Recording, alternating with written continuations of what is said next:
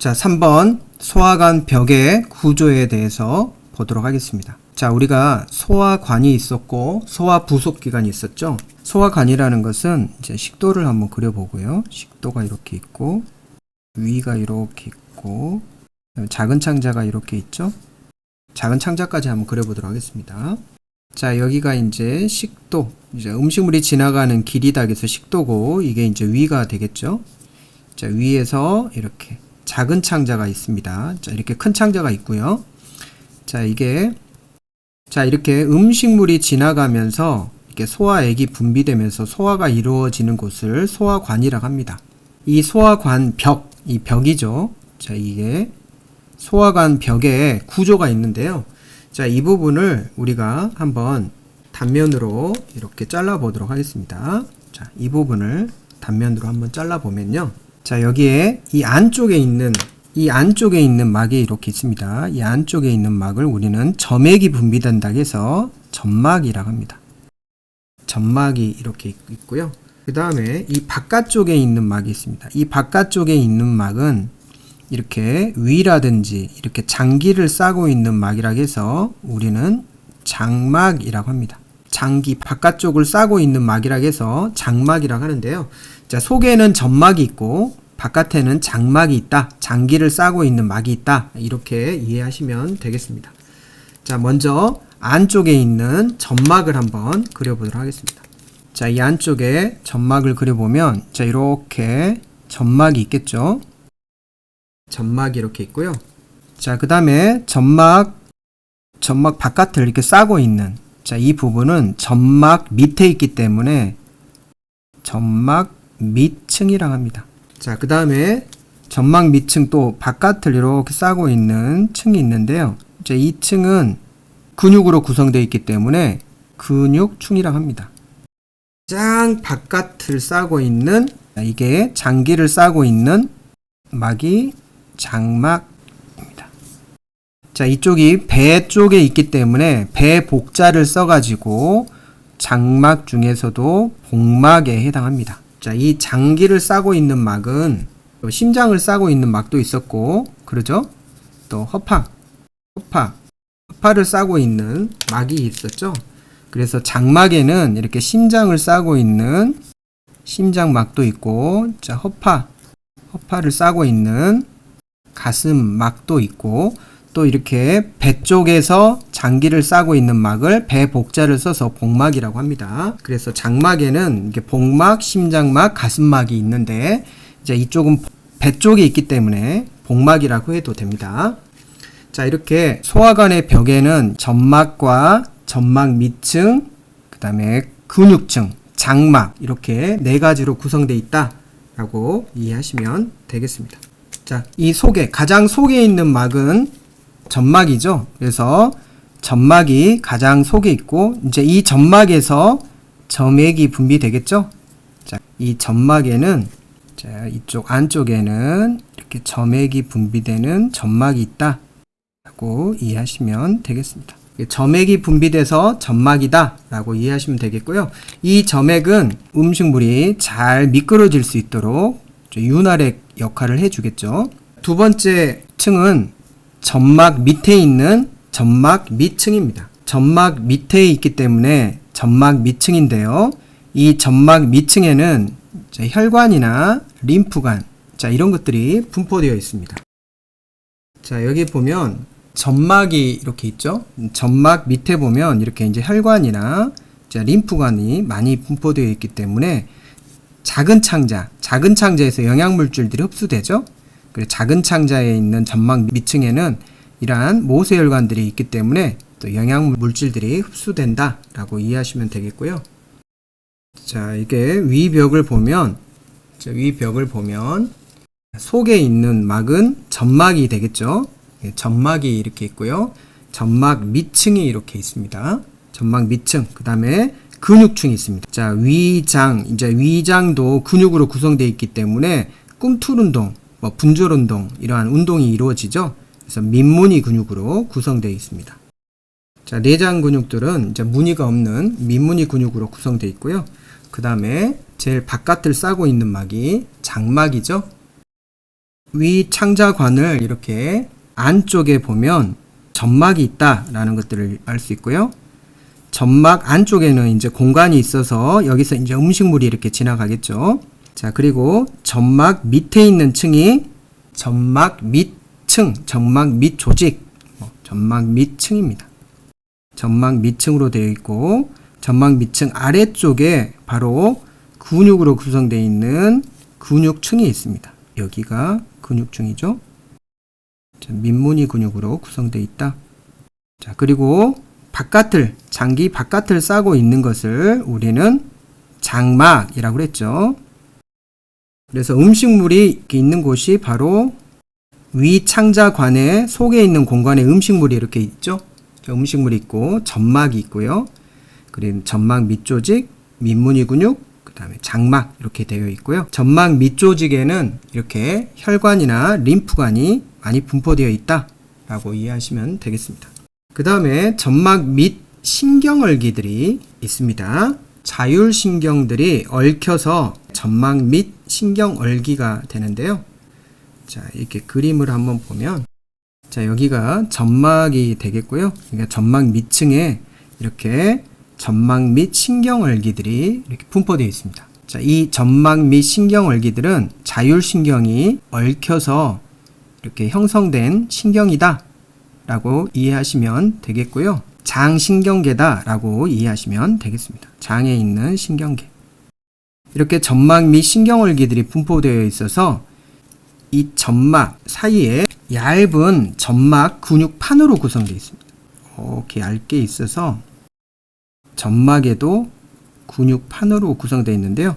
이러한 장신경계들이 점막 근육판을 수축시켜서 표면적을 넓게 이렇게 작용해서 소화와 흡수를 높여주는 작용을 합니다.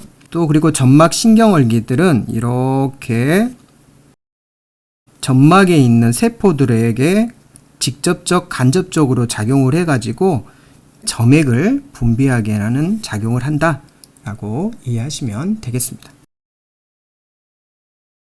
자, 그 다음에 세 번째 근육층 한번 보도록 하겠습니다. 민무늬 근육이죠. 무늬가 없는 내장 근육이다 라고 이해하시면 되겠고요. 자, 이렇게 소화관 벽에는 속에 있는 층하고 바깥에 있는 층이 자, 근육의 모양이 좀 다릅니다. 속에 있는 층은 돌림 근육으로 되어 있습니다. 자, 이 부분을 자, 이렇게 세로로 된 것들을 한번 그림을 다시 그려 볼게요. 자, 근육층이 있습니다. 자, 이 근육층을 이렇게 그려보면, 속에, 자, 이 부분은, 이쪽이 이제 속층이고요. 이게 바깥층이라고 합시다. 자, 이 속층이 여기에 해당하겠죠. 여기가 속층이고, 여기가 바깥층이 되겠죠. 여기가 근육층이면, 이쪽이 속이고 바깥이면, 속에는 이렇게 돌림 근육으로 되어 있습니다. 동그랗게 근육이 돌림 근육으로 형성이 됐고요. 자, 이렇게 바깥층에는 세로로 이렇게 근육이 형성되어 있습니다. 세로로. 그렇기 때문에 이거를 세로 근육이라고 합니다. 그래서 돌림 근육과 세로 근육으로 이렇게 구성되어 있다. 이렇게 이해하시면 되겠고요. 자, 뭐 식도라든지 작은 창자, 자, 이렇게 큰 창자. 이러한 근육들은 이렇게 속에는 돌림 근육이 되어 있고 바깥에는 세로 근육이 되어 있고요. 자, 위쪽에 있는 근육은 예외적으로 빅근육이 또 있습니다. 자, 위 근육을 이렇게 단면으로 잘라보면, 자, 위 파트에서 공부하겠지만, 자, 이렇게 이게 속이고 이게 바깥이면요. 자, 빅근육이 하나 더 있습니다. 비스듬하게 이렇게 해당하는 근육이 이렇게 있고요. 그 다음에 안쪽에는 돌림 근육이 이렇게 있고요. 바깥층에는 세로 근육이 이렇게 있습니다. 자, 위에만 해당하는 이런 근육이 이 비스듬하게 빗 근육이 있다라는 거. 자, 이 부분만 조심하시고요. 나머지는 이렇게 돌림 근육과 세로 근육으로 구성되어 있다라고 이해하시면 되겠고요. 자, 이러한 근육층에는 민무늬 근육을 운동시켜서 꿈틀 운동이나 분절 운동 이런 운동을 작용하고요. 자, 이 민무늬 근육을 운동시키는 신경이 필요하겠죠. 자, 이 신경이 바로 자율신경 얼기인 자율신경이 이렇게 얽혀서 근육층 신경얼기가 있습니다. 자, 이 근육층에는 이렇게 돌린 근육과 세로 근육 사이에 자, 여기에 근육층 신경얼기가 있습니다. 그래서 이 근육층 신경얼기가 이렇게 돌린 근육과 세로 근육들을 운동시켜서 자, 꿈틀 운동 또는 분절 운동을 시켜서 음식물을 이동시키거나 분절시킨다 라고 이해하시면 되겠습니다. 자, 마지막으로 제일 바깥에, 가장 바깥에 있는 막이 장막이었죠. 장막이 있고, 자, 이 장막에는 이렇게 장액이 분비돼서 이 장기들이 이렇게 움직일 때 마찰을 감소한다 라고 이해하시면 되겠습니다.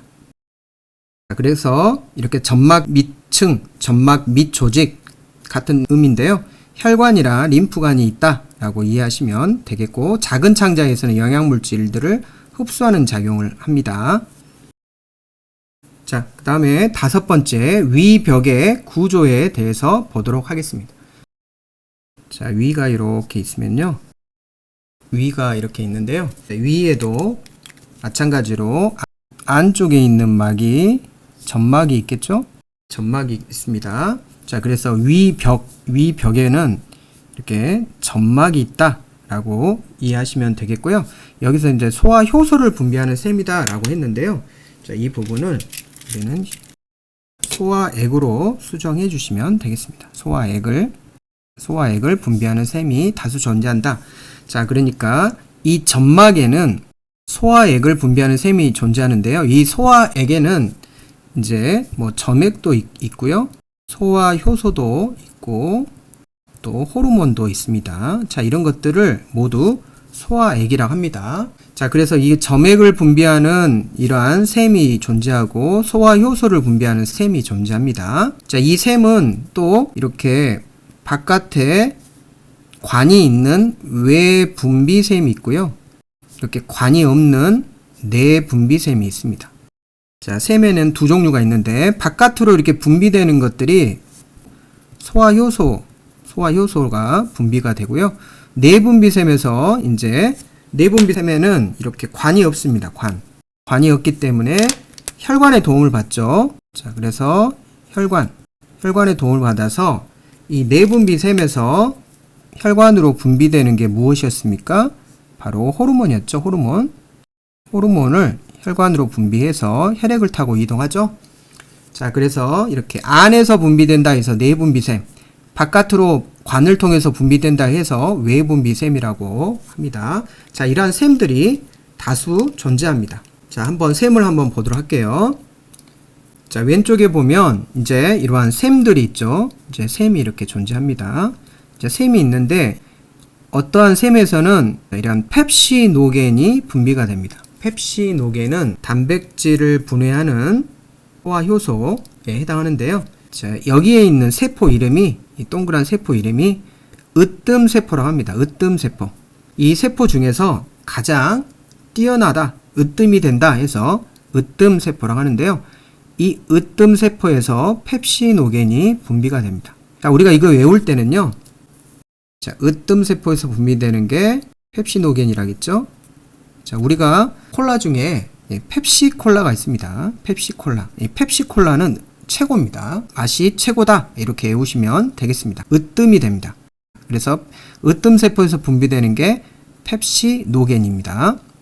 자, 이 펩시라는 게 단백질을 분해하는 비활성화된 효소를 의미합니다. 그러니까 단백질을 분해하는 효소인데 아직 활성화되지 않는 효소를 펩시노겐이라고 합니다. 자, 그리고 또 이제 벽세포가 있는데요. 이 벽세포는 자, 위벽에서 분비되는 세포라고 해서 벽세포인데요. 이 벽세포에서 분비되는 게 두 가지입니다. HCl이라는 염산과 내인성 인자를 분비하게 됩니다. 그래서 벽세포에서는 염산과 내인성 인자를 분비한다. 자, 여러분들 외울 때는요. 벽산 아파트가 있습니다. 벽산 아파트. 자, 예전에 호남에서 벽산 아파트가 있었는데요. 이 벽산 아파트가 벽산 블루밍이라고 벽산 아파트가 있었습니다. 자, 이 벽산 아파트에 누가 살죠? 사람이 살죠. 그래서 내인, 안에서 사람이 산다 해서 내인성 인자 이렇게 외우시면 되겠고요. 벽산이니까 벽세포에서는 염산이 분비된다. 벽산 이렇게 외우시면 되겠습니다. 자, 이 내인성 인자를 사람 인자라고 해가지고 벽산 아파트엔 사람이 산다 이렇게 외우시면 되겠고요. 이 염산은 음식물이 위 안으로 들어올 때 이러한 음식물을 살균해주는 작용을 한다라고 이해하시면 되겠고요. 이 염산이 작용해서 바로 옆에 있는 펩시노겐을 펩신으로 전환시켜주는 물질이다 라고 이해하시면 되겠습니다. 그래서 단백질을 분해하는 비활성화된 펩시노겐을 펩신, 활성화된 효소로 바꿔주는 게 염산이다 라고 이해하시면 되겠고요. 내인성 인자는 작은 창자에서 비타민 B12, 자, 이렇게 비타민 B12를 흡수해주는 작용을 한다겠죠. 이 내인성 인자가 분비되어야만이 작은 창자에서 비타민 B12를 흡수하기 때문에 자, 이 비타민 B12가 결국은 적혈구를 만드는 재료죠, 재료. 즉, 적혈구 안에는 헤모글로빈이라는 혈색소가 있죠. 이 혈색소를 만드는 재료가 바로 비타민 B12, 엽산, 철분 이런 것들이 있었죠. 자, 그래서 혈색소를 만드는 재료이기 때문에 내인성 인자가 분비되어야만이 작은 창자에서 비타민 B12를 흡수할 수 있습니다. 자, 그리고 이제 점액목 세포 있는데요. 이게 점막에서 점액을 분비하는 세포이기 때문에 점액목 세포라 합니다. 그래서 점액을 분비하는데요. 자, 오른쪽에 있는 장액 세포를 우리는 수정해서 점액목 세포로 수정해 주시면 되겠습니다. 점액목 세포에서 점액이 나오겠죠? 그리고 벽세포에서 벽산 아파트 HCl이라는 염산이 나오고요. 그리고 사람이 살고 있다 해서 내인성 인자가 분비된다. 실제 의미는 내인성 인자, 이렇게 내인성 인자라는 뜻입니다. 근데 우리가 벽산 아파트에 사람이 산다 해서 이렇게 외우시면 되겠습니다. 자, 마지막 그 다음에 내분비 세포가 있습니다. 자, 이 내분비 세포라는 것은 호르몬을 분비하는 세포죠. 내분비니까요. 나머지들은 이제 이렇게 바깥으로 분비하기 때문에 외분비입니다. 점액도 바깥으로 분비하고 소화효소도 바깥으로 분비되죠. 그래서 이렇게 관이 있는 외분비 샘을 통해서 이렇게 바깥으로 분비되지만 이 내분비 세포는 자, 이렇게 혈관으로 호르몬을 분비합니다. 자, 이렇게 혈관이 이렇게 있었죠. 자, 그래서 내분비 세포에서 이렇게 혈관으로 호르몬을 분비해 가지고 이 혈관을 타 가지고 또 심장을 거쳐서 바로 자, 이렇게 벽세포를 자극하면 이제 염산이 이렇게 분비가 됩니다. 그리고 으뜸세포를 자극하면 이제 이렇게 소화효소가 분비가 되겠죠. 자, 그래서 위벽의 구조의 내분비 세포에서는 가스트린이라는 호르몬을 분비하는데요. 자, 이 가스트린이라는 어원을 보면 이 가스트라는 뜻이 위라는 뜻입니다. 위. 린이라는 뜻은 IN이죠. 그래서 위에서 분비되는 물질이라는 뜻이 있습니다. 그래서 위에서 분비되는 물질에서 가스트린이라고 하는데요. 이게 바로 호르몬이다 라고 이해하시면 되겠습니다.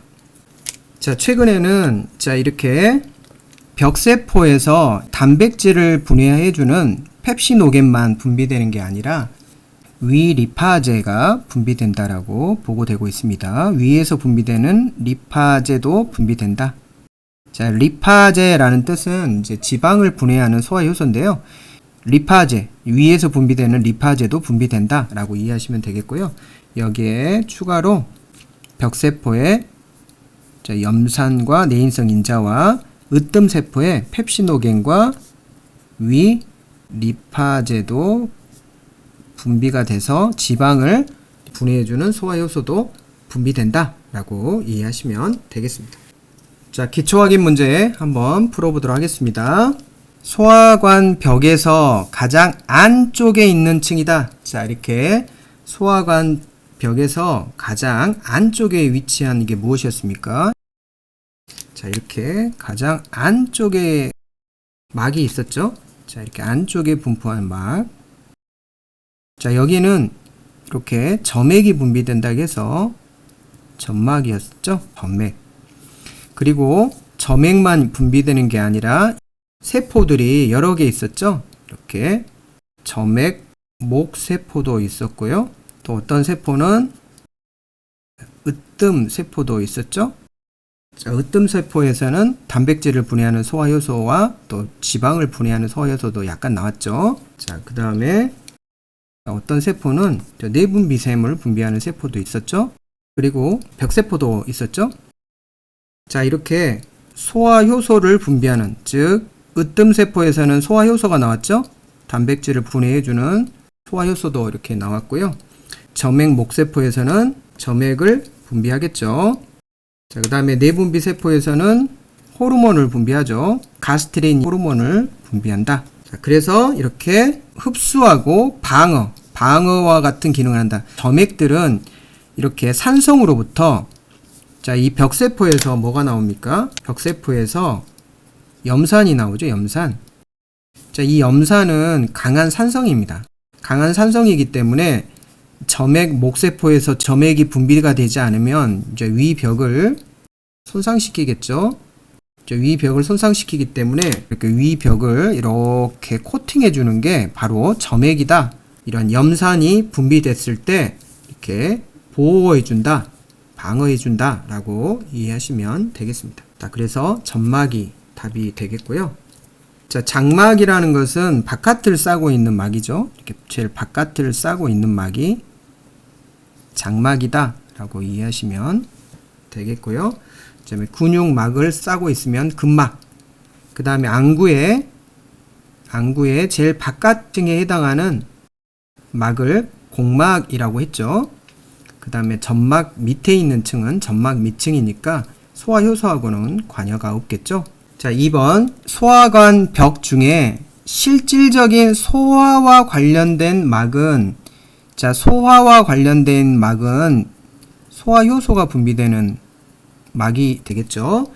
자, 그래서 위에서 소화효소를 분비되는 게 바로 점막에서, 자, 점막에는 이렇게 소화효소를 분비되는 으뜸세포가 있었죠.